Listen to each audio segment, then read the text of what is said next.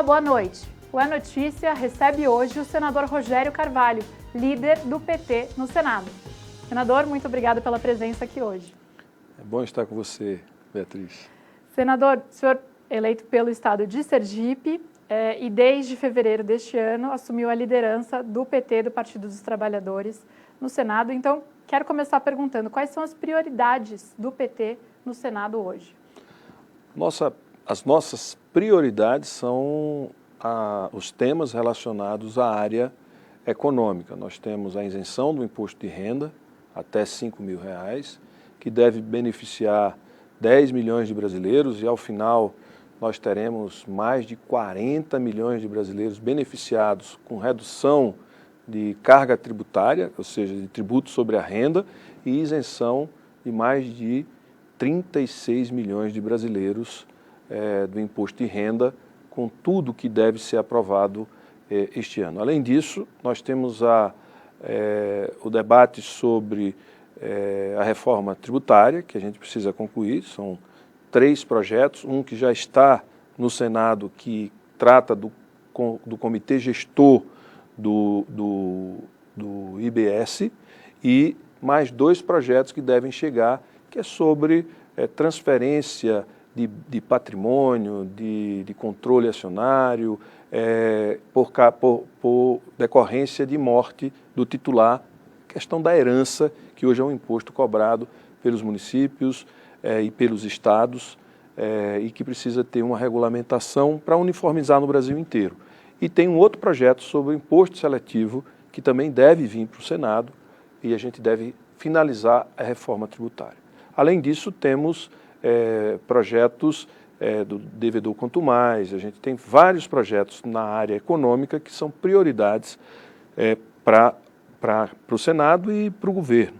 E uma questão que está ganhando força é o 5x2, que todo mundo chama de 6x1, mas eu prefiro chamar de 5x2, que é trabalhar 5 dias e descansar 2, tem ganhado muita força e acho que essa é uma pauta que vai tomar conta dos debates dentro do Congresso Nacional ao longo deste ano. Então, pelo que o senhor traz, as prioridades da equipe econômica hoje, do ministro Haddad, são prioridades também da bancada do PT no Senado, mas a gente acompanhou ao longo desses últimos 2 anos que em muitos momentos o ministro Haddad foi alvo de críticas justamente por essa agenda econômica, também por setores do PT. Esse ruído ele não existe dentro da bancada do Senado. Como que o senhor vê essas críticas do próprio partido ao ministro? Olha, eu acho que o ministro, às vezes, ou na maioria das vezes, as pessoas são questionadas não pelos seus erros, mas pelos seus acertos, né? Acho que o ministro Haddad, ele acertou muito.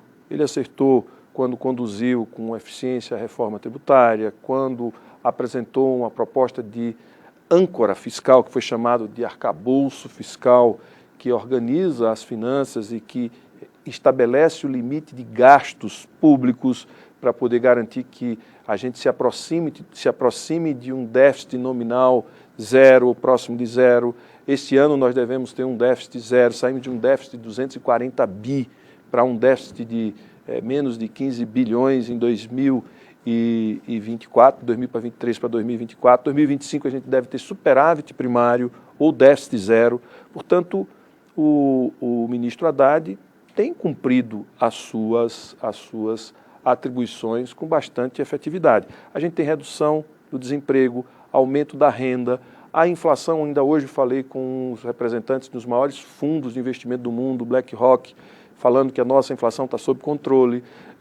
Nós temos indicadores econômicos extremamente positivos e isso reflete o trabalho do ministro Haddad. Portanto, na nossa bancada do Senado, a gente não tem questionamentos em relação ao trabalho e a forma como ele vem conduzindo o Ministério. Ele é disponível, ele está aberto para discussão, tem feito um trabalho de costura muito grande com lideranças partidárias. Ele também tem entrado no debate político no sentido de ajudar a base do governo a aprovar as matérias que são de interesse do país, interesse da nossa economia e dos diversos setores, inclusive da população mais pobre do nosso país. Então, nós temos uma compreensão do papel e da relevância do ministro Haddad no governo do presidente Lula, que, na minha opinião, apesar de tudo que se fala, é o governo que mais mais vai deixar contribuição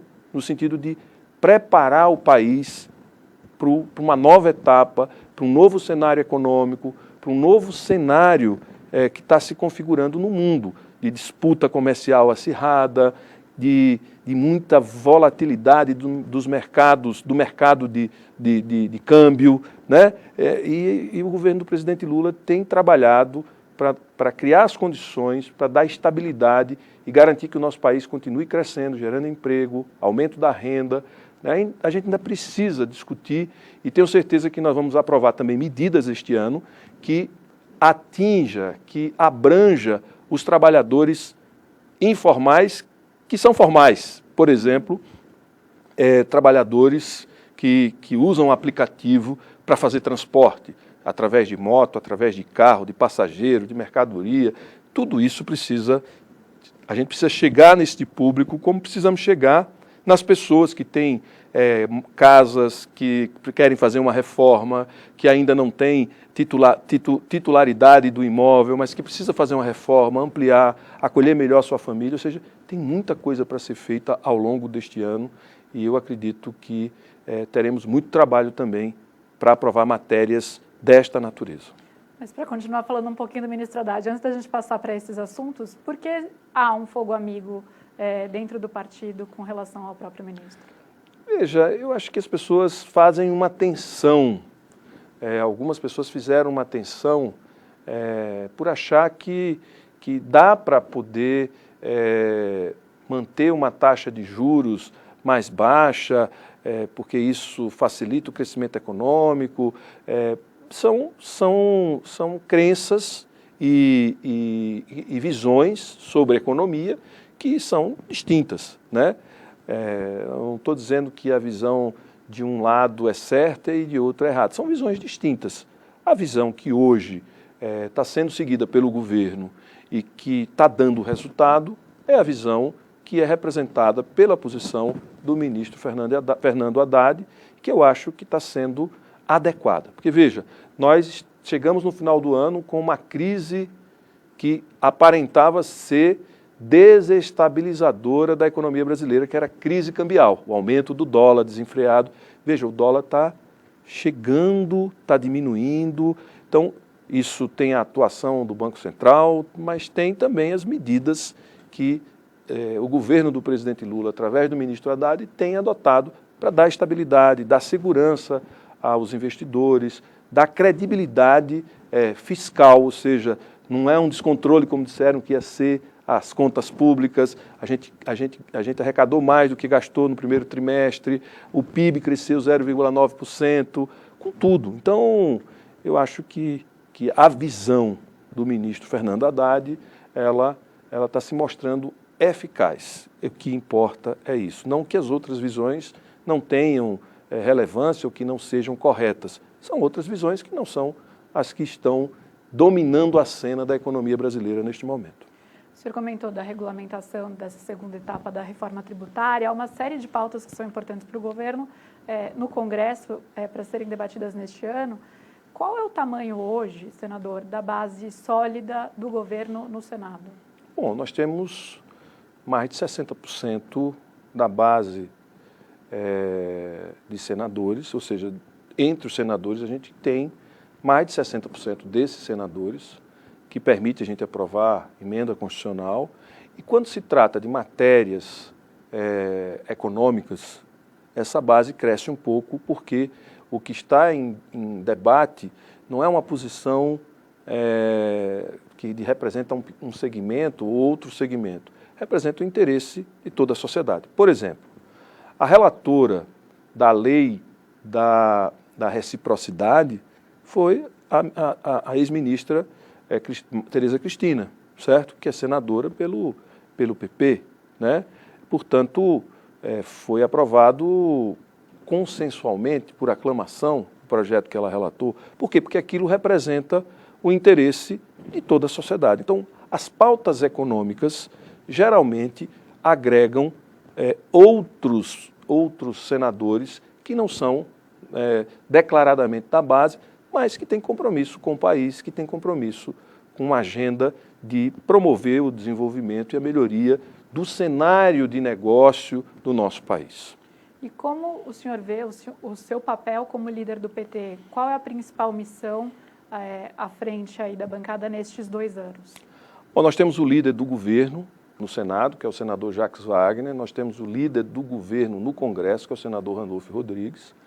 O meu papel, de certa maneira, é auxiliar os dois nessa articulação política geral dentro do Congresso, mas principalmente liderar uma bancada de 9 senadores, são 10 do PT, mas tem um que está afastado, que é o senador e a senadora que fica, a senadora Jussara, que é do PSD, mas liderar essa bancada e fazer a defesa dos projetos, tanto do PT quanto do governo. Às vezes são projetos distintos e a gente tenta buscar uma confluência dos interesses da bancada com o governo, para que a gente tenha mais tranquilidade nos debates e a gente possa aprovar as questões de interesse do país.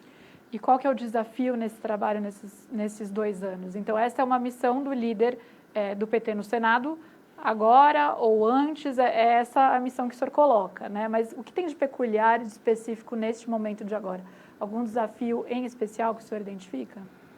Agora, o grande desafio é garantir que, ao longo deste semestre, o que venha para a pauta sejam matérias, o que seja pautado sejam matérias ou leis, projetos de lei, que sejam de interesse mais amplo, né? Acho que esse é o foco, é isso que a gente está trabalhando.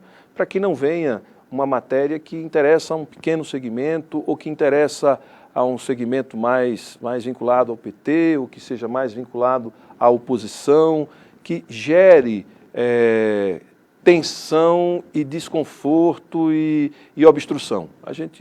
Agora o trabalho é para que a gente possa não pautar essas matérias e trazer matérias de interesse mais amplo que possa atrair todos para que a gente enfrente o desafio que esse desafio da retomada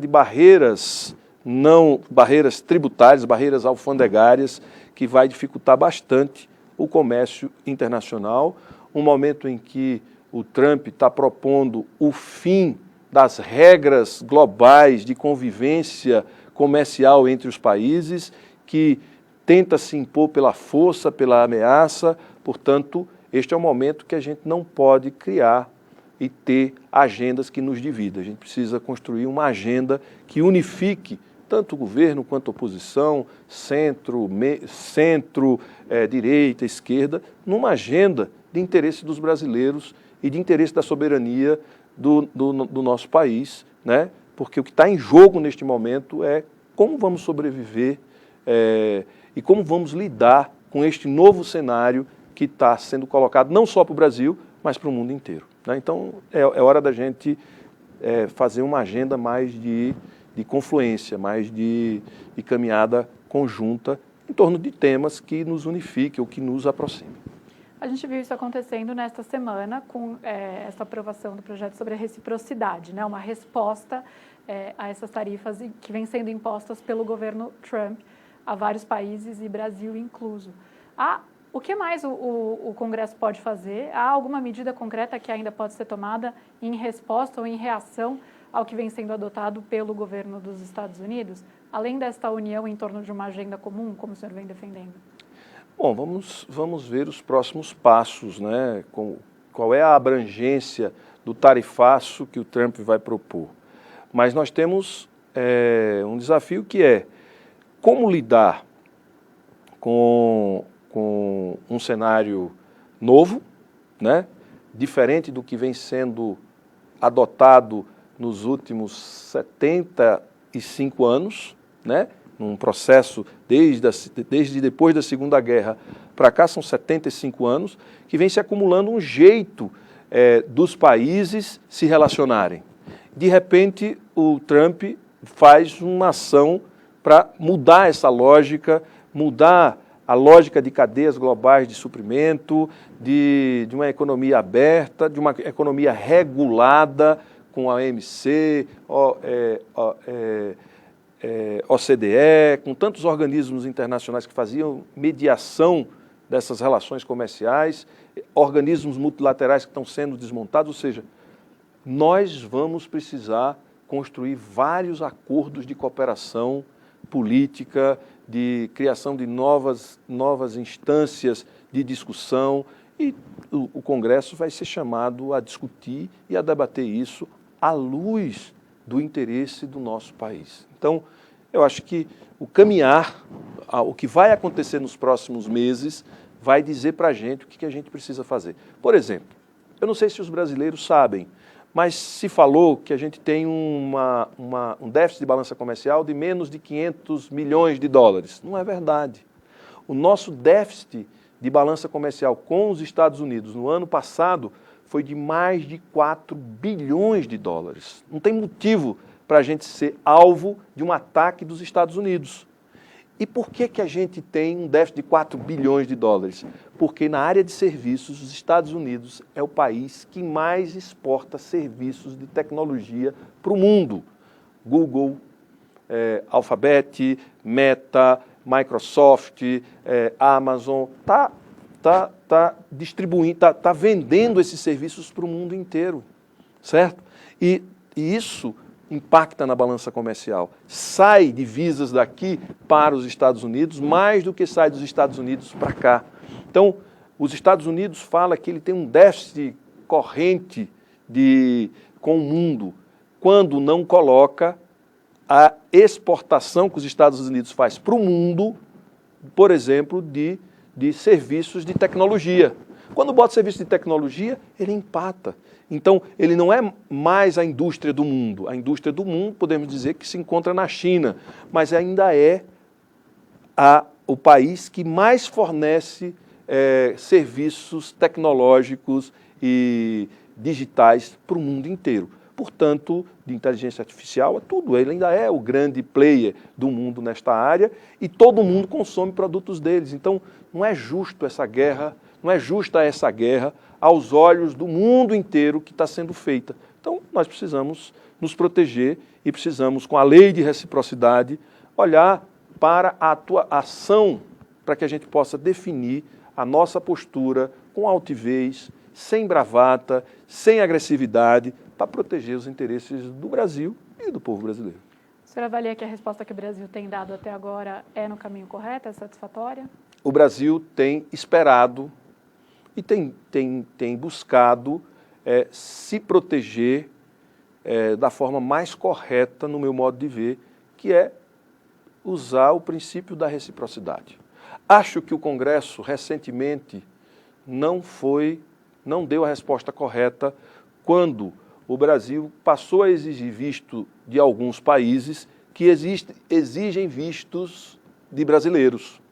Por que a gente, para ir para esses países, temos que ir para uma embaixada, se submeter a um escrutínio sobre a vida, sobre tudo, para poder conseguir um visto? E essas pessoas vêm para o Brasil e não precisam de visto. Diante das circunstâncias que a gente está vivendo, principalmente em relação aos Estados Unidos, não tem como não ter essa reciprocidade. Veja, eles estão deportando os nossos, né, às vezes com crueldade e com desrespeito, e a gente abre as portas como se não estivesse acontecendo nada. Em nome do quê? Foi uma exceção aberta no governo do ex-presidente Jair Bolsonaro e que acabou sendo mantida aí nos últimos anos. Então, o senhor é a favor de alterar esse entendimento? Eu sou a favor da gente ter reciprocidade. Um país que não se posiciona com altivez, ele não defende os interesses do seu povo e os seus interesses. E agora, voltando um pouquinho para a política nacional e não só da política internacional. Conseguir avançar com essa pauta mais ampla, como o senhor defende, não de segmentos específicos dos partidos ou alas aí mais radicais da oposição, depende também de uma boa relação com o Planalto, com o governo Lula. Então, como que o senhor vê essa relação? O que o presidente pode fazer nesses próximos 2 anos para ter uma boa relação com o Congresso? E já aproveito para perguntar sobre reforma ministerial aqui. Qual é a leitura do senhor de como deve ficar o desenho da esplanada após uma possível reforma ministerial? Bom, o presidente fez uma viagem agora e convidou os 2 presidentes, tanto o presidente do Senado, Davi Alcolumbre, quanto o presidente da Câmara, o deputado Hugo Mota, e alguns deputados e alguns senadores. Acho que essa foi uma excelente sinalização que ele fez, foi um espaço de muita conversa e isso também eu não estava lá para saber, eu ainda não tive reunião com nenhum dos que viajaram assim para saber qual foi o teor das conversas, quais foram os temas tratados, mas com certeza o tema da reforma em algum momento foi tratado.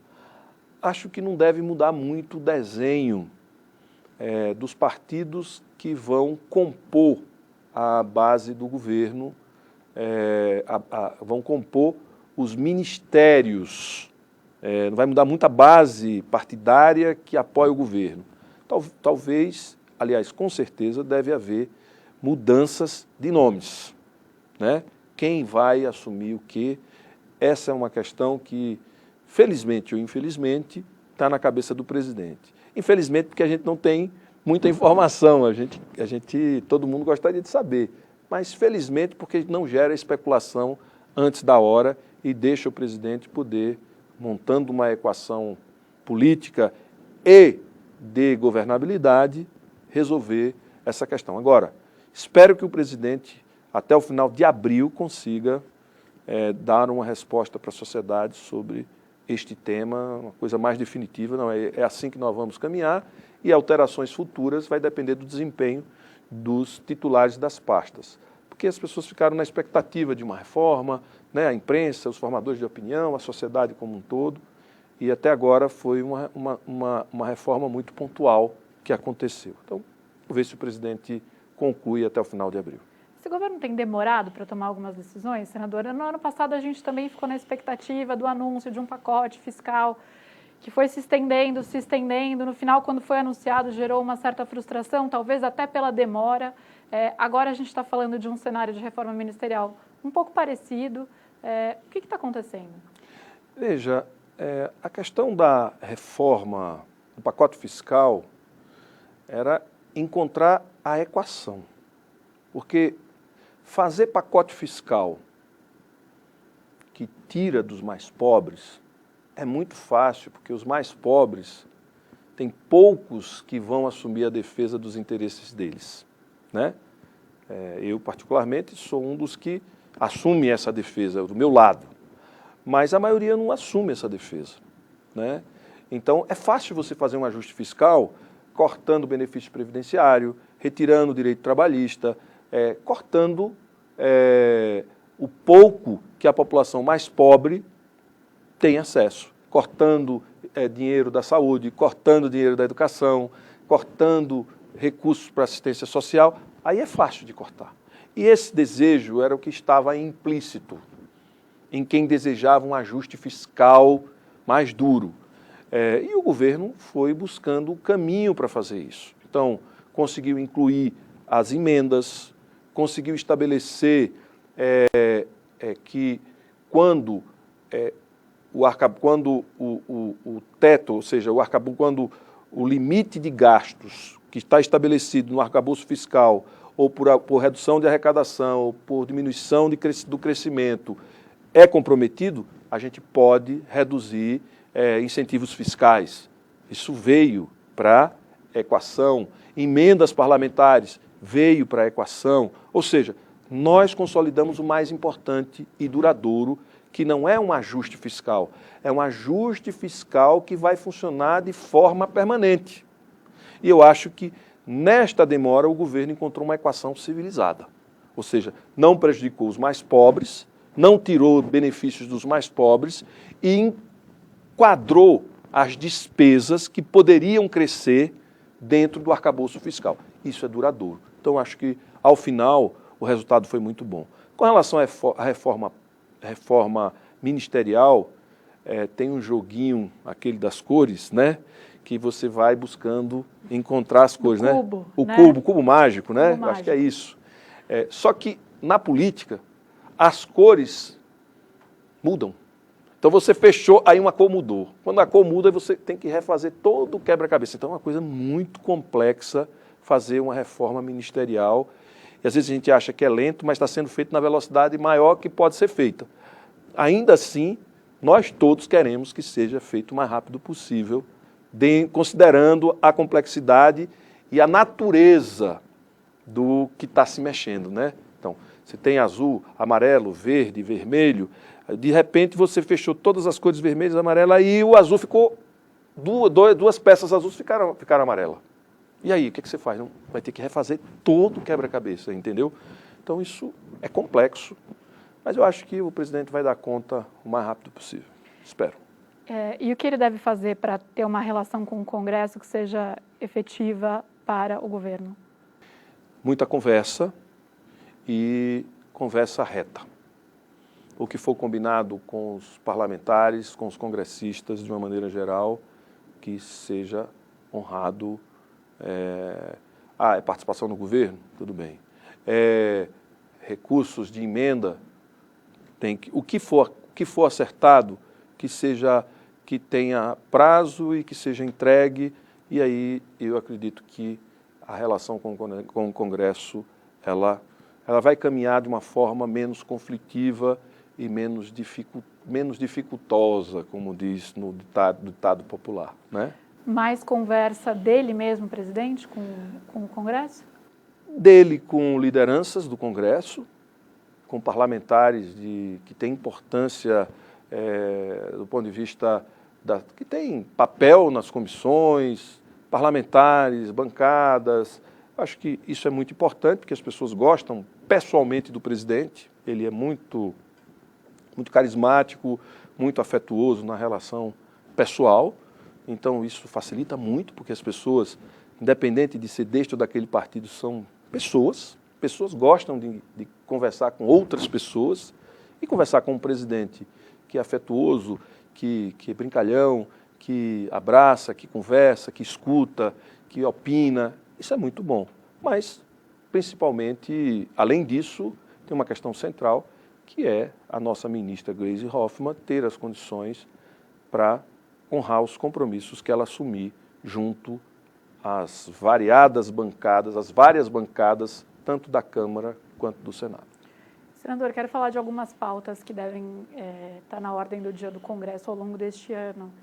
Como o PT pretende se organizar para barrar as iniciativas para se conseguir uma anistia aos condenados pelo 8 de janeiro, incluindo o ex-presidente Jair Bolsonaro?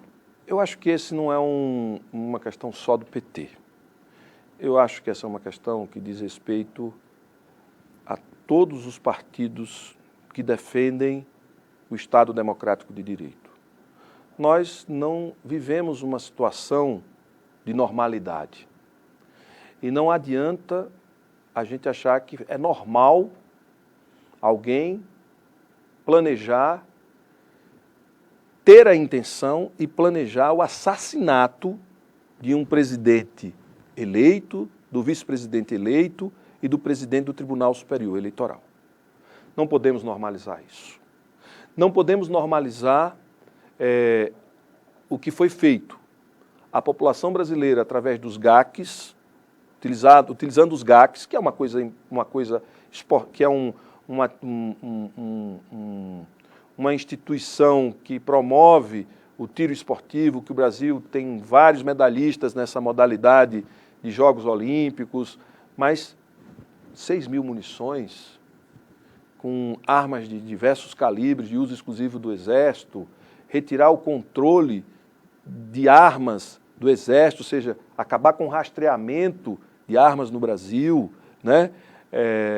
Tudo isso foi feito. Depois disso, colocar pessoas amotinadas na frente de quartéis, depois questionar as urnas. Tudo isso foi um conjunto de medidas que tinham uma intenção, que era tensionar a nossa democracia, e o resultado não foi o resultado que eles queriam, mas foi um resultado de grande agressão a democracia e as instituições democráticas quando eles atingem os símbolos do nosso país.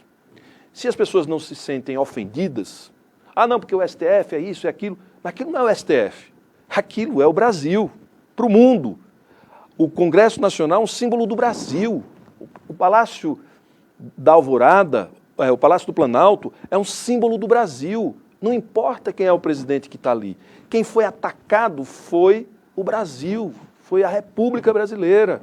Então, esse crime, a gente precisa convencer e trabalhar para que não seja uma coisa de defesa só do PT. É uma tarefa de todos que acreditam na democracia. E não é só o Brasil que está sob ataque, não é só a democracia do Brasil que está sob ataque. No mundo inteiro a democracia está sob ataque. Veja o que aconteceu na Alemanha, né? Um grupo de neonazistas. Veja o que a Alemanha produziu no mundo no começo do século passado e veja que está se reorganizando esses grupos extremistas. Então a gente precisa tomar muito cuidado e ficar atento. Não é normal o uso da violência, a discriminação, o racismo, a homofobia, o desrespeito à liberdade religiosa. Isso não é normal. O ataque a instituições, à democracia, não é normal. Não vamos normalizar isso, porque foi essa normalização que deu o assassinato de mais de 6 milhões de judeus, de comunistas, minorias várias, né? De várias minorias, inclusive os como é que chama? Várias minorias, né? E na Europa, uma delas que eram que agora me fugiu o nome, eu estou cansado, mas foram mais de 6 milhões de pessoas que foram assassinadas em campos de concentração. Nós vamos normalizar aquilo e vamos ver isso acontecer, só que naquela época nós não tínhamos armas de destruição em massa, como a bomba nuclear. E agora? Quantos milhões serão que vão morrer? 200, 300, 1 bilhão de pessoas serão assassinadas porque a gente, num determinado momento, normalizou essa violência, essa agressão ao Estado democrático de direito, à democracia no planeta, né? Não dá para a gente normalizar esse tipo de coisa e não dá para a gente querer anistia para quem cometeu crimes tão graves que aparentemente eles estão tentando passar que foi... Não é bem assim, não, uns coitadinhos, não sei o quê. Não é verdade. Não tinha coitadinho ali. Mas esse debate da anistia ganha corpo no Congresso. Como que pode ser a atuação dentro do Congresso para evitar que isso vá adiante, do ponto de vista do senhor? Já está sendo feito. Primeiro que eles alegam que tem muita gente que está sendo condenado e que são coitados, não sei o quê.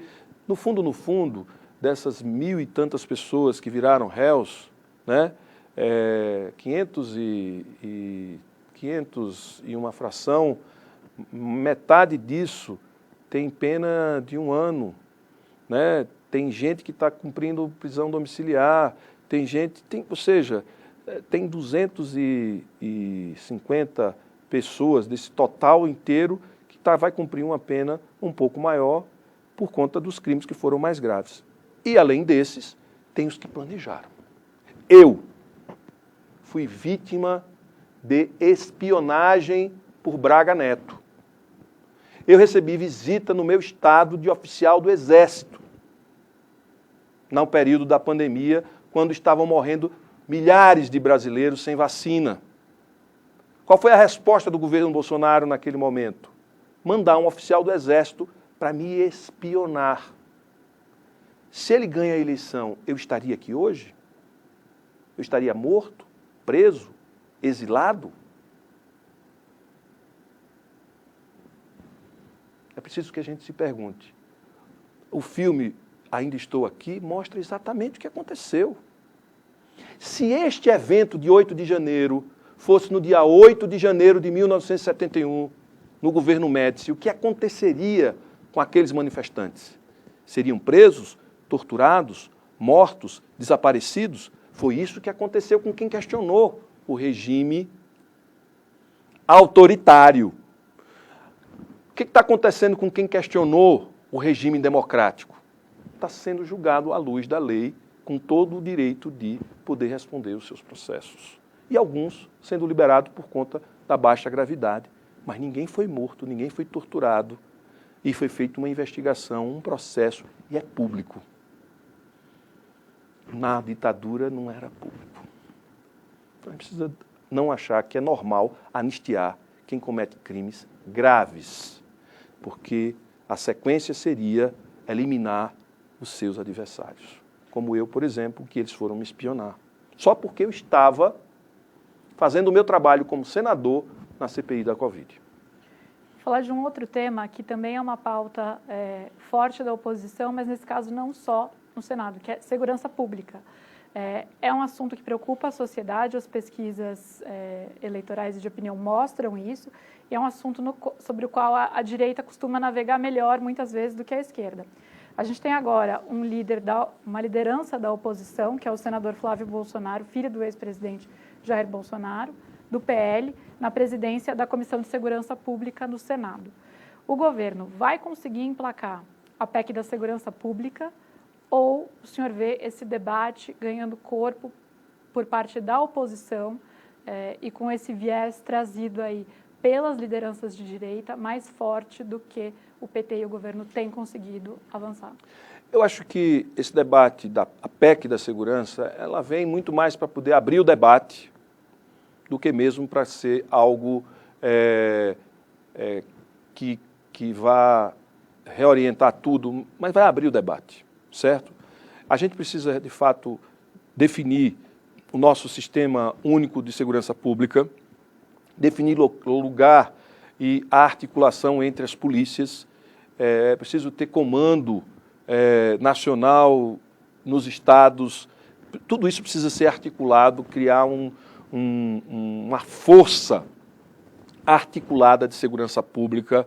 Isso é muito importante para o Brasil. A PEC trata dessas questões, mas nós precisamos também rever alguns tipos. Por exemplo, eu apresentei um projeto de lei essa semana que cria o tipo penal para quem cria domínio sobre um determinado território, certo?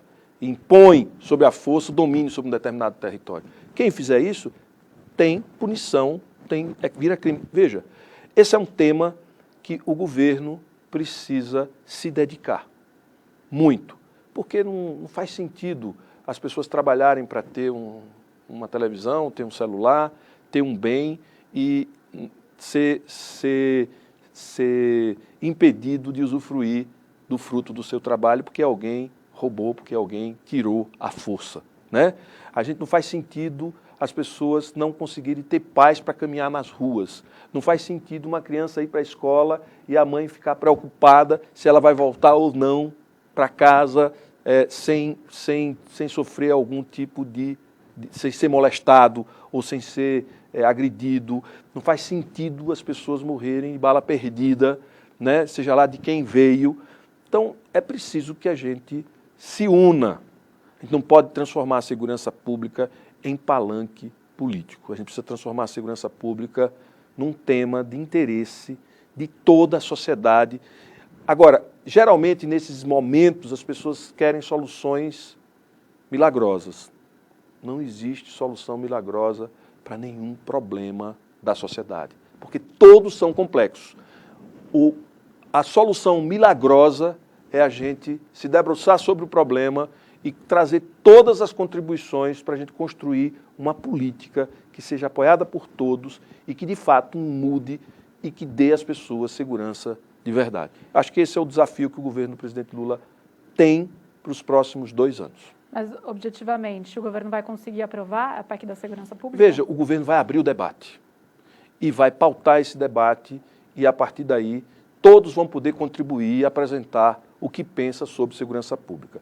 Nós tivemos uma reunião de líderes antes do senador Davi Alcolumbre viajar com o presidente Lula e surgiu a ideia da gente criar um grupo de trabalho no Senado para discutir a questão de segurança pública com ex-governadores, com especialistas em segurança pública, com senadores, criar um grupo de trabalho para que a gente apresente várias medidas para o debate, não para ser aprovado, porque a gente precisa debater, a gente precisa trazer esse debate, incluindo, inclusive, a que eu sou membro agora, a Comissão de Segurança Pública. Eu acho que a gente precisa fazer esse debate de forma ampla com todos os setores da sociedade.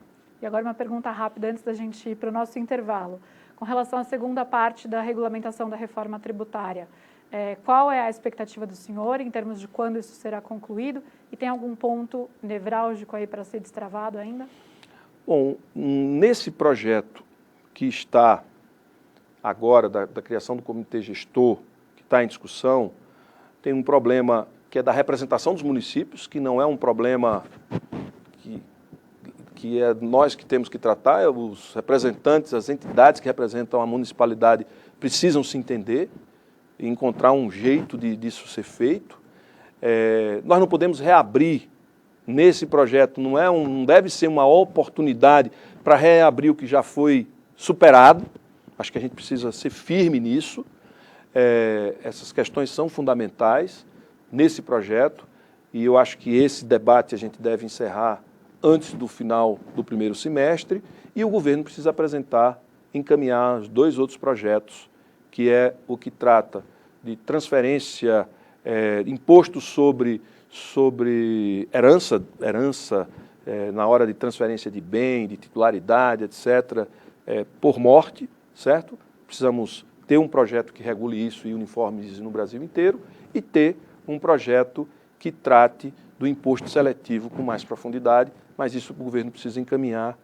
Eu espero que seja encaminhado antes de terminar as atividades do primeiro semestre.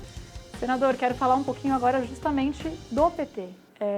O PT vai passar por um processo de troca no comando neste ano. Qual é a leitura que o senhor faz? Qual deve ser o perfil desse novo presidente?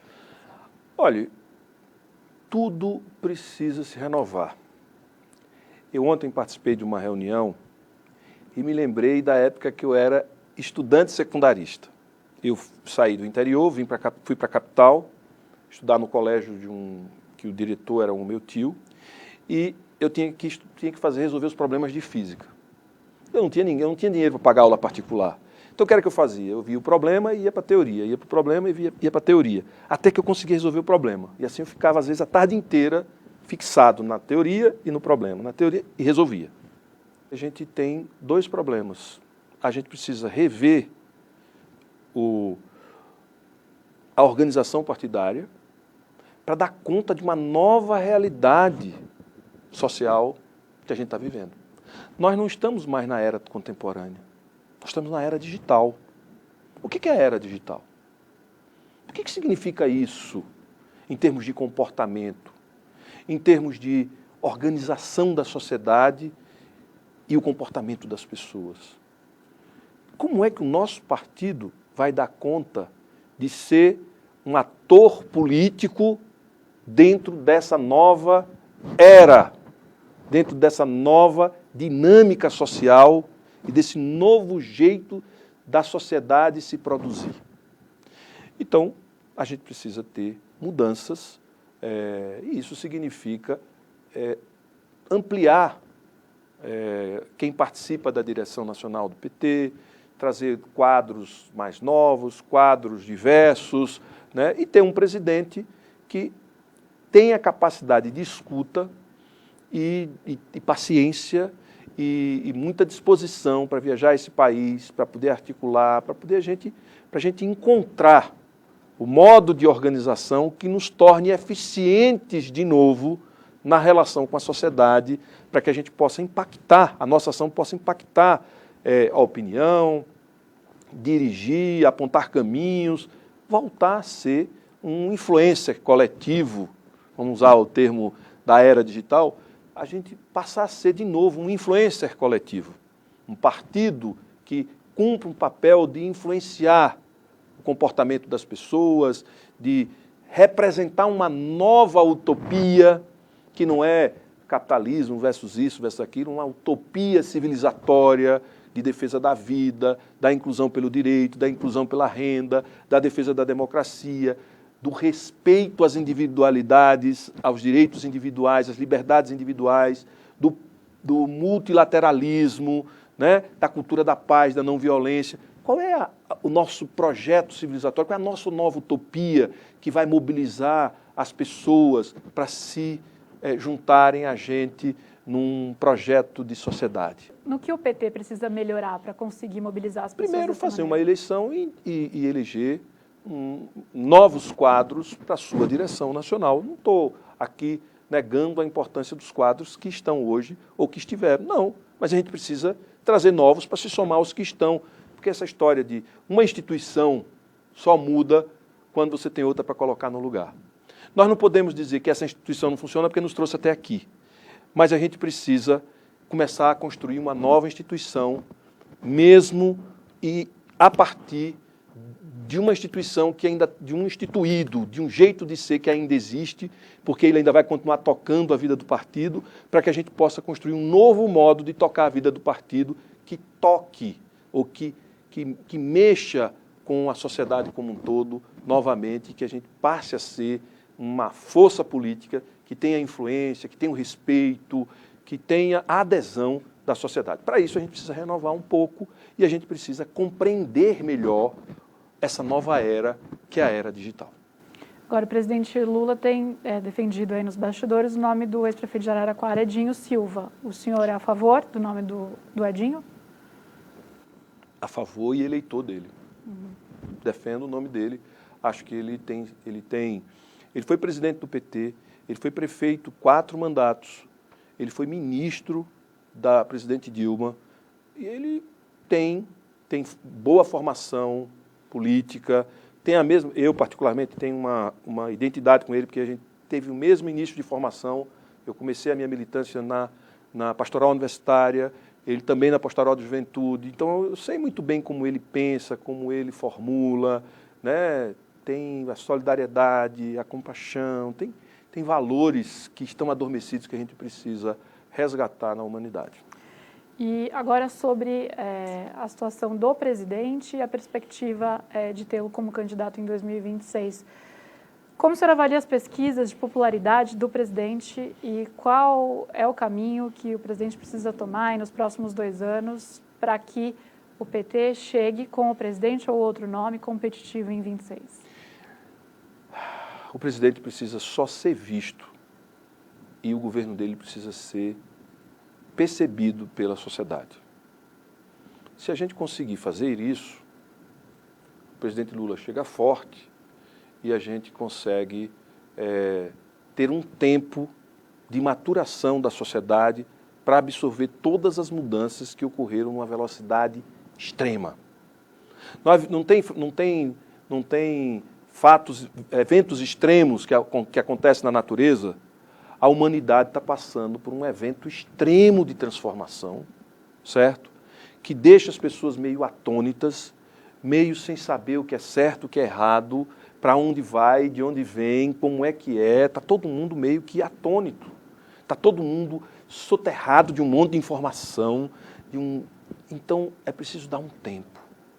Eu acho que o Lula ainda é o melhor e o mais potente instrumento para nos conduzir por um período para que a sociedade brasileira tenha esse tempo de fazer uma renovação de liderança, uma renovação já compreendendo esta nova era, porque nós ainda não compreendemos essa nova era. Nenhum de nós aqui compreende essa nova era com a precisão que a gente precisa compreender. Então a gente precisa de tempo para compreender, para sentir, para apalpar, para construir a nossa caminhada nesse novo tempo que a gente está vivendo. E se o presidente... Já é um novo tempo. Não é o tempo do futuro, não. É o que a gente está vivendo, que a gente ainda não compreende. E se o presidente decidir não concorrer, quem seriam os nomes possíveis de disputar pelo PT? Só quando ele tomar essa decisão.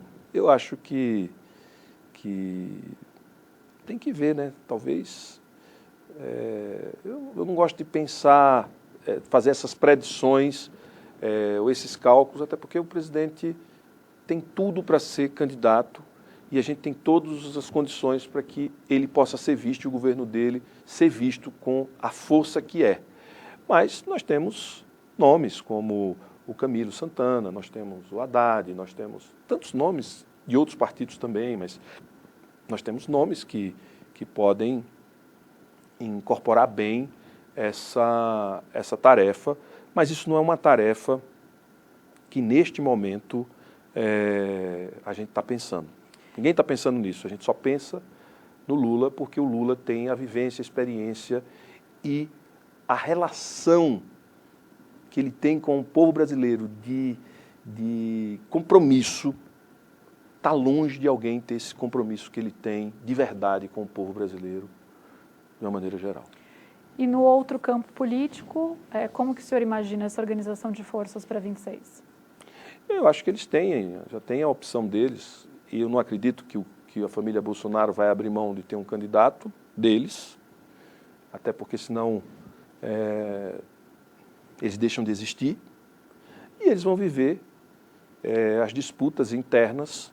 O senhor diz um dos filhos, por exemplo? Sim, um dos filhos. O núcleo familiar, como toda a política construída a partir de núcleos familiares, certo? Eles pensam primeiro na posição deles, porque tem um lado mais de dinastia, tem uma visão, não existe esse termo, mas eu vou usar, dinástica, certo? De uma posição mais de, bom, eu fui escolhido e os meus são os escolhidos na sequência. Se é o meu pai, se o patrimônio é do meu pai, eu é que sou herdeiro. Então, e isso vai gerar muita disputa, eu acredito. Portanto, também não acho que nada do que está sendo dito vai acontecer. Muita coisa vai rolar e 1 ano e 8 meses é tempo demais na política. E o senhor sairá candidato à reeleição do Senado em 26? Sou candidato à reeleição em 2026. O É Notícia fica por aqui. Entrevistamos hoje o senador Rogério Carvalho, líder do PT no Senado. Na quinta-feira que vem, às 11h45 da noite, estamos de volta. Espero você lá.